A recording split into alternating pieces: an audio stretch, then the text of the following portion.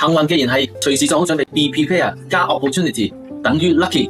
好啦，如果係咁嘅話咧，逐個研究下乜嘢叫 be prepare 隨時做好準備，其實係講啲乜嘢 ？Well equipped，我覺得幾手長諗法。仲有啲乜嘢 be prepare 仲有咩意思？即係預料一啲未發生嘅事都準備好。OK，你有份參與嘅，因為我俾嘅 ，OK， 唔關你事。好啦，呢個字咧，我喺邊度學翻嚟嘅咧？係童軍。童軍條 belt 條皮帶裏邊咧，下邊有兩個英文字咧，就係叫 be prepare， 係咪先？係 be prepare。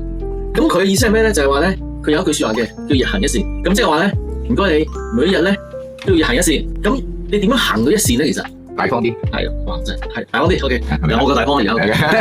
其實咧，微笑都可以係咩嘅？咩？都係微笑都係一個人一善。人一善。OK，good， 好嘅。其實咧，你有冇搞嘢？我日行好多善。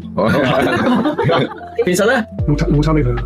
你哋見即係話，當你見到一啲嘢嘅時候咧，你就要去做。但係你 anytime 要 ready 去幫人，即係你要 ready 去做呢件事去幫人。有好多人咧喺地鐵度咧，有啲長者入到嚟，佢坐咗喺度，有啲長者入到嚟，咁佢咧就你冇你自己有冇試過？又唔想起身，我見嗰啲完全唔起身啦。咁嗰啲又唔想起身，都知結果係做啲乜嘢咧？就係眯埋對眼，扎下瞓覺。因為佢覺得如果我起身，阿婆話唔使啦，我下度站落嘅，咁你好冇人。一係咧就隔離同你一個一齊起身，咁就坐呢個位定坐隔離個位咧？